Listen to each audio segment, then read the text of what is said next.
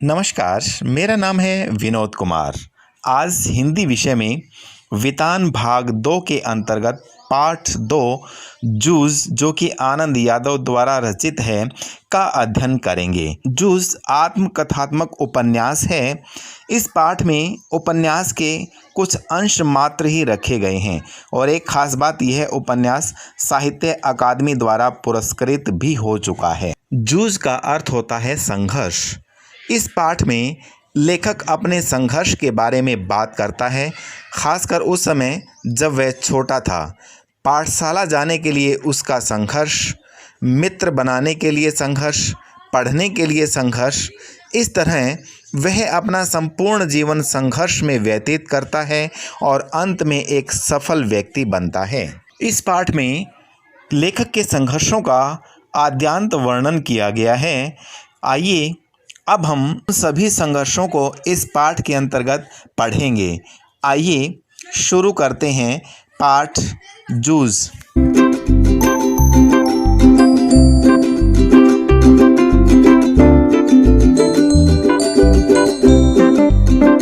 पाठशाला जाने के लिए मन तड़पता था, लेकिन दादा के सामने खड़े होकर यह कहने की हिम्मत नहीं होती कि मैं पढ़ने जाऊंगा। दादा का अर्थ वैसे तो बड़ा भाई होता है, परंतु यहाँ पर लेखक के पिता के रूप में ये प्रयुक्त हुआ है। डर लगता था कि हड्डी पसली एक कर देगा, इसलिए मैं इस ताक में रहता कि कोई दादा को समझा दे। मुझे इसका विश्वास था कि जन्म भर खेत में काम करते रहने पर भी हाथ कुछ नहीं लगेगा। जो बाबा के समय था वह दादा के समय नहीं रहा। यह खेती हमें गड्ढे में धकेल रही है। पढ़ जाऊंगा तो नौकरी लग जाएगी, 4 पैसे हाथ में रहेंगे। बिठोवा आना गांव का ही एक प्रसिद्ध व्यक्ति है। बिठोवा आना की तरह कुछ धंधा कारोबार किया जा सकेगा। अंदर ही अंदर इस तरह के विचार चलते रहते। दिवाली बीत जाने पर महीना भर ईख पेरने का कोल्हू चलाना होता। ईख पेरने का अर्थ है गन्ने की पिराई करना। कोल्हू जरा जल्दी शुरू किया तो दादा की समझ से ईख की अच्छी खासी कीमत मिल जाती। यह उसकी समझ कुछ हद तक सही थी। जब चारों ओर कोल्हू चलने लगते तो बाजार में गुड़ की बहुतायत हो जाती। बहुतायत का अर्थ है अत्यधिक मात्रा में, और भाव नीचे उतर जाते। सही बात है, अगर किसी चीज़ की बहुतायत हो जाती है तो भाव नीचे गिरेंगे ही। उस समय नंबर 1 और नंबर 2 का गुड़ बहुत आता, और हमारे जैसे खेतों पर ही बनाए गए नंबर 3 के गुड़ को कौन पूछता। बाकी के किसान दूसरे ढंग से विचार करते थे। उनका मत था यदि ईख को और कुछ दिन खेत में खड़ी रहने दिया गया तो गुड़ ज़्यादा निकलता है। देर तक खड़ी रहने वाली ईख के रस में पानी की मात्रा कम होती है और रस गाढ़ा हो जाता है, जिसके कारण ज़्यादा गुड़ निकलता है। लेकिन दादा की समझ से गुड़ ज़्यादा निकलने की अपेक्षा भाव ज़्यादा मिलना चाहिए, इसलिए सारे गांव भर में हमारा कोल्हू सबसे पहले शुरू होता था। इसी कारण वह इस वर्ष भी शुरू हुआ। हम उससे जल्दी निपट गए, आगे के काम में लग गए। सभी जन धूप में लेटे हुए थे। माँ धूप में कंडे थाप रही थी। कंडे का अर्थ है यहाँ पर गोबर के उपले। मैं बाल्टी में पानी भर भर कर उसे दे रहा था। कुछ न कुछ बातचीत भी कर रहे थे, मतलब माँ और बेटा दोनों बीच बीच में बातचीत भी कर रहे थे। हम दोनों ही थे, इसलिए यह सोचकर कि बात माँ से कहनी चाहिए और मैंने अपने पढ़ने की बात छेड़ दी। यानी कि लेखक के मन में पढ़ने की अभी भी उतनी ही जिज्ञासा थी, इसलिए उसने अपनी माँ से पढ़ने की बात कही। माँ ने कहा, अब तू ही बता मैं क्या करूँ। पढ़ने लिखने की बात की तो वह बरहेला सुअर की तरह गुर्राता है। बरहेला का अर्थ होता है जंगली। तुझे मालूम है, मैंने मन ही मन सोचा कि माँ के मन में जंगली सुअर बहुत गहराई में बैठा हुआ था। अब मट्ठा यानी खेती के सभी काम बीत गए हैं, मेरे लिए अब कुछ तो करना नहीं रह गया है। इसलिए कहता हूँ तू दत्ताजीराव सरकार से मेरे पढ़ने के बारे में कहे। आज ही रात को उनके यहाँ चलेंगे, मैं चलूँगा तेरे साथ। तू उन्हें सब कुछ समझा कर बता दे तो वे दादा को ठीक तरह से समझा सकेंगे। ठीक है, चलेंगे। माँ ने हाँ तो की, लेकिन अंदर से माँ के स्वर में उदासी थी। मुझे भी मालूम था कि इतना करने पर भी कोई लाभ नहीं होगा, लेकिन वह मेरा मन रखने के लिए जाने को तैयार हो गई। मेरी तड़पन वह समझती थी। 7वीं तक पढ़ाने की उसके मन में तैयारी थी, लेकिन दादा के आगे उसका बस नहीं चलता था। रात को मैं और माँ दत्ताजीराव देसाई के यहाँ गए। माँ ने दीवार के सहारे बैठकर दत्ताजीराव से सब कुछ कह दिया। वे भी इस बात से सहमत हो गए। माँ ने यह भी बताया कि दादा सारे दिन बाजार में रस्माबाई के पास गुजार देता है, खेती के काम में हाथ नहीं लगाता है।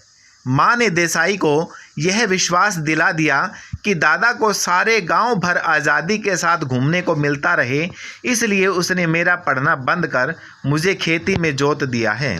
यह सुनते ही देसाई दादा चिढ़ गए और बोले, आने दे अब उसे, मैं उसे सुनाता हूँ कि नहीं, अच्छी तरह देख। उठते उठते मैंने भी दत्ताजीराव से कहा, अब जनवरी का महीना है, अब परीक्षा नज़दीक आ गई है। मैं यदि अभी भी कक्षा में जाकर बैठ गया और पढ़ाई की दोहराई कर ली तो 2 महीने में 5वीं की सारी तैयारी हो जाएगी और मैं परीक्षा में पास हो जाऊंगा। इस तरह मेरा साल बच जाएगा। अब खेती में ऐसा कुछ काम नहीं है, मेरा पहले ही 1 वर्ष बेकार में चला गया है। लेखक यह बात समझा रहा है।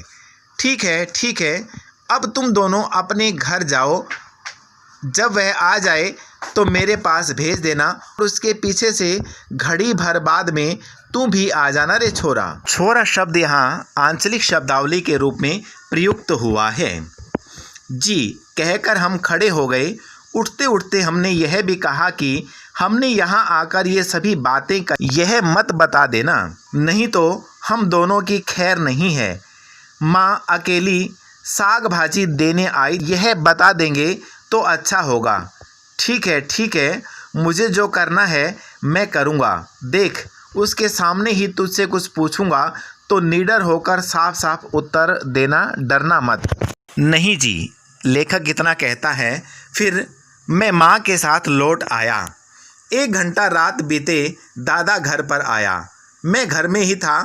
आते ही माँ ने दादा से कहा, साग भाजी देने देसाई सरकार के यहाँ गई थी तो उन्होंने कहा कि बहुत दिनों से तेरा मालिक दिखाई नहीं दिया है, खेत से आ जाने पर जरा इधर भेज देना। कुछ काम वाम था? दादा ने अधीरता से पूछा। मुझे तो कुछ बताया नहीं उन्होंने, तो मैं हो आता हूँ, तब तक तू रोटियां सेक ले। गणपा आए तो उसे खेतों पर भेज देना पहले ही। गणपा यहाँ पर लेखक के लिए प्रयुक्त हुआ है। दादा तुरंत उठ खड़ा हुआ। देसाई के बाड़े का बुलावा दादा के लिए सम्मान की बात थी। बाड़े का अर्थ है दीवारों से घिरी जमीन। आधा घंटा बीतने पर माँ ने मुझसे कहा कि अब तू जा, कहना जीम ने बुलाया है। अच्छा, मैं पहुँचा तो सरकार मेरी राह देख रहे थे। क्यों आया रे छोरे? दादा को बुलाने आया हूँ, अभी खाना नहीं खाया है, मैंने जवाब दिया। बैठ थोड़ी देर, अभी तो आया है वह मेरे पास। जी, मैं बैठ गया। धीरे धीरे दत्ताजीराव पूछने लगे, कौन सी में पढ़ता है रे तू? जी, 5वीं में था, किंतु अब नहीं जाता हूँ। क्यों रे? दादा ने मना कर दिया है, खेतों में पानी लगाने वाला कोई नहीं है, मैंने जवाब दिया। क्यों? रत्नापा यहाँ पर लेखक के पिता का नाम है। रत्नापा से पूछा तो उसने कहा, हाँ जी। फिर तू क्या करता है? सरकार ने दादा से जिरह करना शुरू किया तो सारा इतिहास बाहर निकल आया। जिरह का अर्थ होता है बहस। सरकार ने दादा पर खूब गुस्सा किया। उन्होंने दादा की खूब हजामत बनाई। देसाई के मट्ठा यानी खेत को छोड़ देने के बाद दादा का ध्यान किसी काम की तरफ नहीं रहा।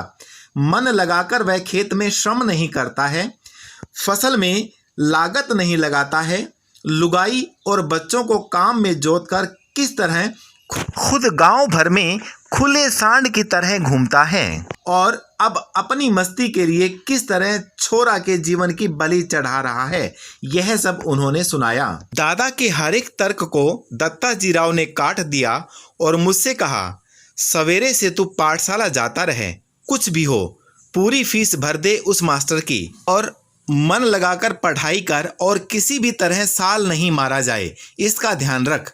यदि इसने तुझे पढ़ने नहीं भेजा तो सीधा चला आ इधर। सुबह शाम जो हो सके वह काम कर यहाँ और पाठशाला जाते रहना। मैं पढ़ाऊंगा तुझे। इसके पास जरा ज़्यादा बच्चे हो गए हैं, इसलिए तुम्हारे साथ कुत्तों की तरह बर्ताव करता है। मैंने कब मना किया है जी? इसको जरा गलत सलत आदत पड़ गई थी, इसलिए पाठशाला से निकालकर जरा नज़रों के सामने रख लिया है। कैसी आदतें!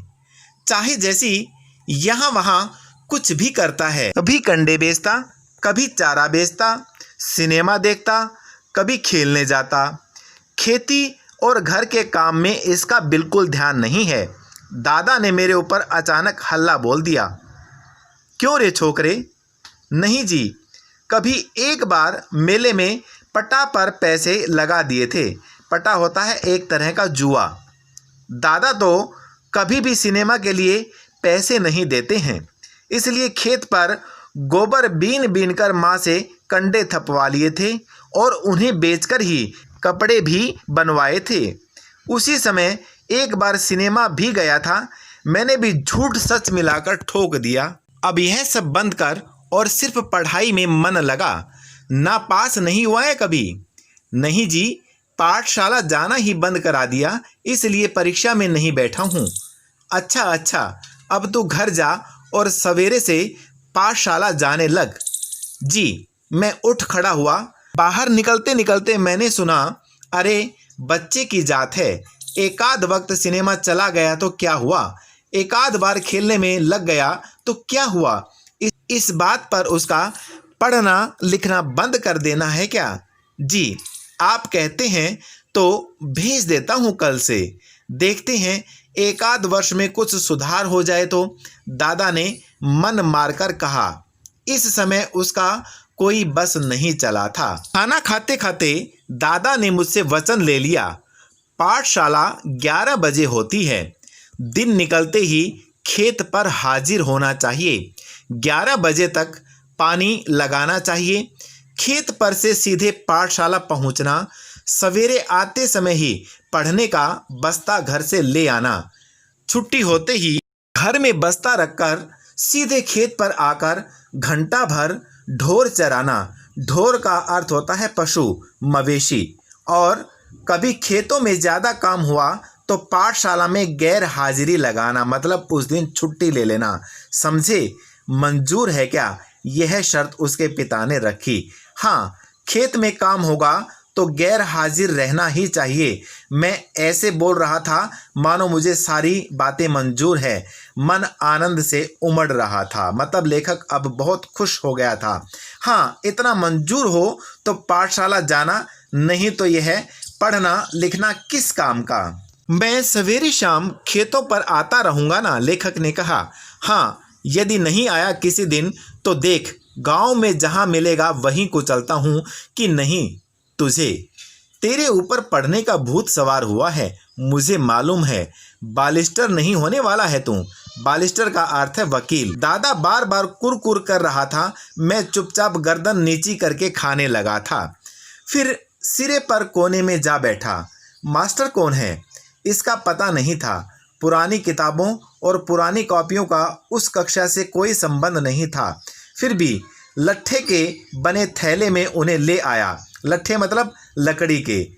उस अड्डे पर कोई लड़का अपनी पोटली संभाले किसी इंतजार में जैसे बैठा होता है, उसी तरह मैं अपनी पढ़ाई की पुरानी धरोहर संभाले बैठा था। क्या नाम है मेहमान? नया दिखाई देता है या गलती से इस कक्षा में आ बैठे हो?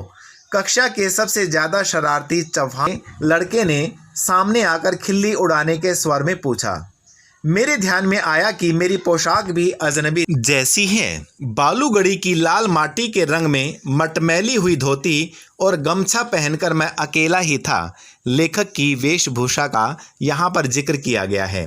देखे देखे तुम्हारा गमछा, कहते हुए उसने मेरा गमछा खींच लिया। गमछा मतलब जो अंगोछा होता है। गया अब मेरा गमछा। पूरी कक्षा में इसकी खींचातानी होगी और फट जाएगा। मन में मैं यह सोचकर रुआंसा हो गया, लेकिन वैसा कुछ हुआ नहीं। उस लड़के ने उसे अपने सिर पर लपेट लिया और मास्टर की नकल करते हुए उसे उतार कर टेबल पर रखकर अपने सिर पर हाथ फेरते हुए हुश की आवाज़ की, जैसे कि कोई कक्षा में शिक्षक ऐसे करता है वह उसकी नकल करता है। इतने में मास्टर आ गए और वह गुंडा झट से अपनी जगह पर जा बैठा। गुंडा मतलब वह लड़का। मेरा गमछा टेबल पर ही रहा। पहले दिन ही इस घटना ने मेरे दिल की धड़कन बढ़ा दी और छाती में धक धक होने लगी। रोते धोते पाठशाला फिर से शुरू हो गई। गर्मी सर्दी, हवा पानी, वर्षा, भूख प्यास आदि का कुछ भी ख्याल न करते हुए खेती के काम की चक्की में 11 से 5 बजे तक पिसते रहने से छुटकारा मिल गया। उस चक्की की अपेक्षा मास्टर की छड़ी की मार अच्छी लगती थी। उसे मैं मज़े से सहन कर लेता था। अब यहाँ लेखक का दूसरा संघर्ष शुरू हो जाता है। दोपहरी भर की कड़क धूप का समय पाठशाला की छाया में व्यतीत हो रहा था। गर्मी के 2 महीने आनंद में बीत गए। फिर से 5वीं में जाकर बैठने लगा। फिर से नाम लिखवाने की ज़रूरत नहीं पड़ी। 5वीं ना पास की टिप्पणी नाम के आगे लिखी हुई थी, क्योंकि वो 5वीं पास नहीं कर पाया था, इसलिए 5वीं ना पास उसे कहने लगे थे। वह 5वीं के ही हाजिरी रजिस्टर में लिखा रह गया था। पहले दिन कक्षा में गया तो गली के 2 लड़कों को छोड़कर कोई भी पहचान का नहीं। मेरे साथ के सभी लड़के आगे चले गए थे। मेरी अपेक्षा कम उम्र के और मैं जिन्हें कम अक्ल का समझता था उन्हीं के साथ अब बैठना पड़ेगा। यह बात कक्षा में पहुंचने पर समझ में आई। मन खट्टा हो गया। बाहरी अपरिचित जैसा एक बेंच के एक रणनवरे मास्टर कक्षा में आए। टेबल पर मटमैला गमछा देखकर उन्होंने पूछा, किसका है रे? मेरा है मास्टर, लेखक ने उत्तर दिया। तू कौन है? मास्टर ने पूछा। मैं जकाते, पिछले साल फेल होकर इसी कक्षा में बैठा हूँ, लेखक ने उत्तर दिया। गमछा ले जा पहले। उसने छड़ी से मेरा गमछा उठाकर नीचे डाल दिया। मैं उसे उठाने गया तो कहा, यहाँ क्यों रखा है मूर्खों की तरह? मैंने नहीं रखा मास्टर, उस लड़के ने मेरे सिर से छीन लिया और यहाँ रख दिया है, लेखक ने सफाई दी। यह चौहान का बच्चा बिना बात के उठक पटक करता है, कहते हुए मास्टर उस लड़के की ओर चले गए। मास्टर ने मेरे बारे में और भी पूछताछ की और वामन पंडित की कविता पढ़ाने लगे। बीच की छुट्टी में मेरी धोती की काछ उस लड़के ने 2 बार खींचने की कोशिश की। काछ का अर्थ होता है किनारा। लेकिन मैं फिर दीवार की तरफ पीठ करके जा बैठा तो पूरी छुट्टी होने से पहले उठा ही नहीं। खिलौने के लिए बनाए गए कौवा के बच्चे को खुले में रख देने पर जैसे कोए चारों ओर से उस पर चोंच मारते हैं, वैसा ही मेरा हाल हो गया। मेरी ही पाठशाला मुझे चोंच मार मार कर घायल कर रही थी। लेखक ने अपने सहपाठियों के बीच में हुए संघर्ष का यहाँ पर जिक्र किया है। घर जाते समय सोच रहा था कि लड़के मेरी खिल्ली उड़ाते हैं, धोती खींचते हैं, गमछा खींचते हैं, तो इस तरह कैसे निभाना होगा। नहीं जाऊंगा ऐसी पाठशाला में, इससे तो अपना खेत ही अच्छा है। चुपचाप काम करते रहो। गली के 2 ही लड़के हैं कक्षा में, वे भी मुझसे ही कमज़ोर हैं, वे क्या मदद करेंगे। मन उदास हो गया। 4वीं से 5वीं तक पाठशाला अपनी सी लगती थी, लेकिन अब वह एकदम पराई पराई जैसी लगने लगी है। अपना वहाँ कोई नहीं है। लेखक अपनी पीड़ा को व्यक्त कर रहा है। सवेरे हो जाने पर मैं उमंग में था, फिर से पाठशाला चला गया। माँ के पीछे पड़कर एक नई टोपी और 2 नाड़ी वाली चड्डी मैल खाऊ रंग की 8 दिन में मंगवा ली। चड्डी पहनकर पाठशाला में और धोती पहनकर खेत पर जाना शुरू हुआ। धीरे धीरे लड़कों से परिचय बढ़ गया। मंत्री नामक मास्टर कक्षा अध्यापक के रूप में बीच में आए। वे प्रायः छड़ी का उपयोग नहीं करते थे, हाथ से गर्दन पकड़कर पीठ पर घूसा लगाते थे। पीठ पर एक जोर का बैठते ही लड़का हूक भरने लगता। लड़कों के मन में उनकी दहशत बैठी हुई थी। इसके कारण उधम करने वाले लड़कों को प्रायः मौका नहीं मिलता था। पढ़ने वाले लड़कों को शाबाशी मिलने लगी। मंतरी मास्टर गणित पढ़ाते थे। एक आध सवाल गलत हो जाता तो उसे वे अपने पास बुलाकर समझा देते। एक आध लड़के की कोई मूर्खता दिखाई दी तो वे उसे वहीं ठोक देते। इसलिए सभी का पसीना छूटने लगता। सभी लड़के घर से पढ़ाई करके आने लगे। वसंत पाटिल नाम का एक लड़का शरीर से दुबला पतला किंतु बड़ा होशियार था। उसके सवाल हमेशा सही निकलते थे। स्वभाव से शांत, हमेशा पढ़ने में लगा रहता। घर से पूरी तैयारी करके आता होगा। दूसरों के सवालों की जांच करता था। मास्टर ने उसे कक्षा मॉनिटर बना दिया था। हमेशा पहली बेंच पर बैठता, बिल्कुल मास्टर के पास। कक्षा में उसका सम्मान था। मुझे यह लड़का मेरी अपेक्षा छोटा लगता था। मैं उससे पहले ही 5वीं में पहुंच गया था। गलती से पिछड़ गया हूं मैं। इसलिए मास्टर को कक्षा की मॉनिटरी मेरे हाथ में सौंपनी चाहिए, मुझे ऐसा लगने लगा। दूसरी ओर यह भी लगता था कि मुझे 2 महीने में 5वीं की पूरी तैयारी करके अच्छी तरह पास होना है। कक्षा में दंगा करना और पढ़ाई की उपेक्षा करना मेरे लिए मुनासिब नहीं, मतलब वह गद्दारी नहीं कर सकता था। हम तो इस कक्षा में ऊपर ही हैं, यह नहीं भूलना चाहिए। इन सब बातों के कारण मेरा सारा ध्यान पढ़ाई की ओर ही रहा और वसंत पाटिल की तरह ही पढ़ाई का काम करने लगा। मैंने अपनी किताबों पर अखबारी कागज़ के कवर चढ़ा दिए। अपना बस्ता व्यवस्थित रखने लगा। हमेशा कुछ न कुछ पढ़ने बैठता था। उसने यदि कक्षा में कोई शाबाशी का काम किया तो मैं भी दूसरे दिन वैसा ही कुछ करने लगा। मन की एकाग्रता के कारण गणित झटपट समझ में आने लगा और सवाल सही होने लगे। कभी कभी वसंत पाटिल के साथ साथ एक तरफ से वह तो दूसरी तरफ से मैं लड़कों के सवाल जांचने लगा। इस कारण मेरी और वसंत की दोस्ती जम गई। एक दूसरे की सहायता से कक्षा में हम अनेक काम करने लगे। मास्टर मुझे आनंदा कहकर बुलाने लगे। मुझे पहली बार किसी ने आनंदा कहकर पुकारा। माँ कभी आनंदा कहती, परंतु बहुत कम। मतलब लेखक को इस नाम से बड़ी खुशी मिलती थी, आनंद मिलता था। मास्टरों के इस अपनेपन के व्यवहार के कारण और वसंत की दोस्ती के कारण पाठशाला में मेरा विश्वास बढ़ने लगा। नेवा सौंदलगेकर, यहाँ पर पूरा नाम नहीं दिया गया है, मास्टर जी का नाम था ये। मास्टर मराठी पढ़ाने आते थे। पढ़ाते समय वे स्वयं रम जाते थे, मतलब खो जाते थे पढ़ाते पढ़ाते। विशेषतः वे कविता बहुत ही अच्छे ढंग से पढ़ाते थे। सुरीला गला, छंद की बढ़िया चाल और उसके साथ ही रसिकता थी उनके पास, मतलब बहुत अच्छा सुर में गाते थे।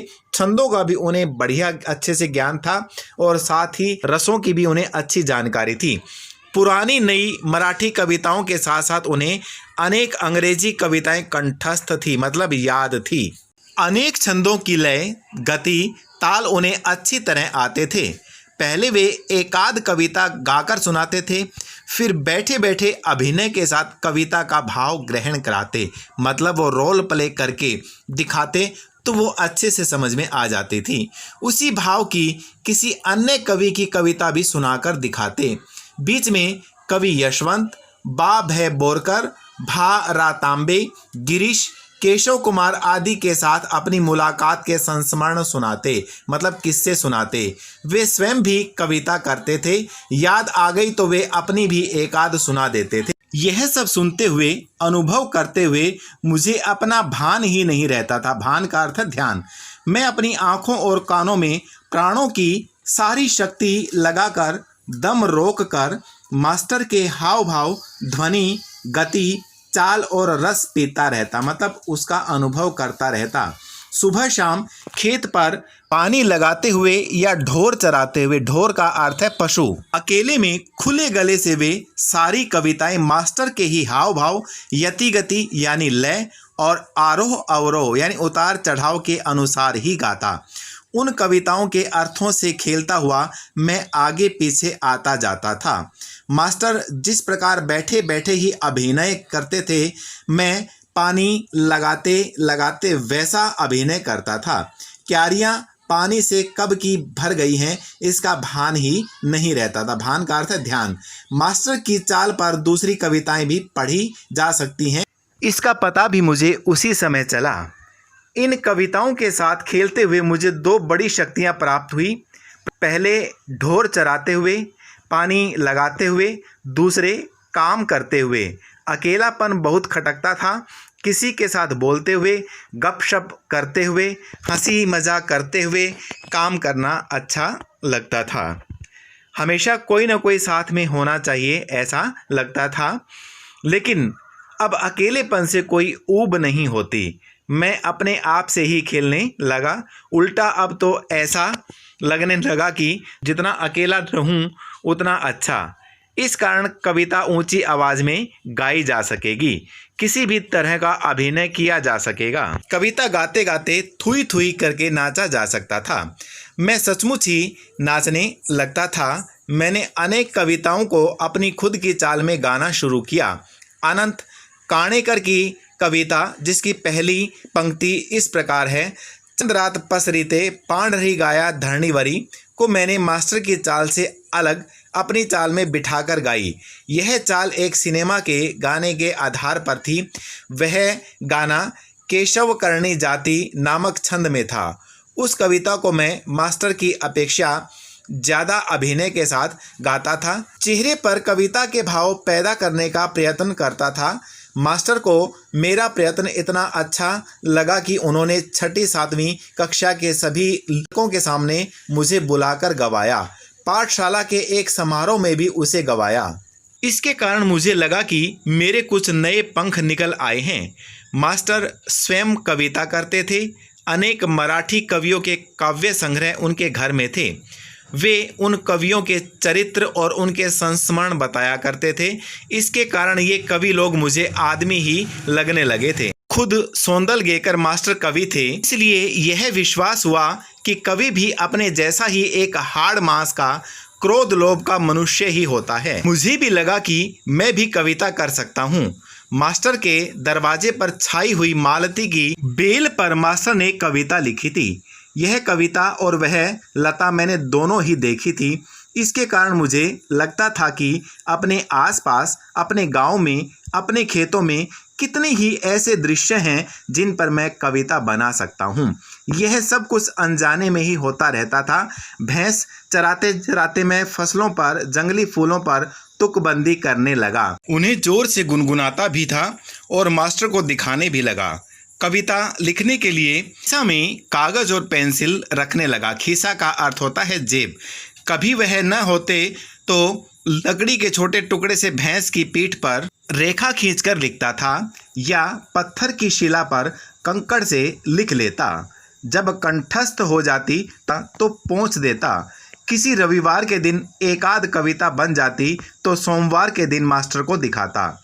बहुत बार तो सवेरा होने तक धीरज छूट जाता और मैं रात को ही मास्टर के घर जाकर कविता दिखाता।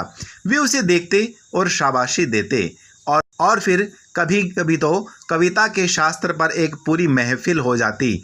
बोलते बोलते मास्टर बताते कवि की भाषा कैसी होनी चाहिए, संस्कृत भाषा का उपयोग कविता के लिए किस तरह होता है, छंद की जाति कैसे पहचानें, उसका लय क्रम कैसे देखें, अलंकारों में सूक्ष्म बातें कैसी होती हैं, अलंकारों का भी एक शास्त्र होता है, कवि को शुद्ध लेखन करना क्यों जरूरी होता है, शुद्ध लेखन के नियम क्या हैं, आदि अनेक विषयों पर वे सहज बातें बताते रहते। मुझे उनके प्रति अपनापन अनुभव होता। वे मुझे पुस्तक देते, अलग अलग प्रकार के कविता संग्रह देते। उन्होंने कई नई तरह की कविताएं सुनाई तो लगा मैं इस ढर्रे पर कविता बनाऊं। फिर तो सारे दिन उस दिशा में मेरी कोशिश चलती। इन बातों से मैं सौंदलगेकर मास्टर के बहुत नज़दीक पहुंच गया और जाने अनजाने मेरी मराठी भाषा सुधरने लगी। उसे लिखते समय मैं बहुत सचेत रहने लगा। अलंकार, छंद, लय आदि को सूक्ष्मता से देखने लगा। शब्दों का नशा चढ़ने लगा और ऐसा लगने लगा कि मन में कोई मधुर बाजा बजता रहता है।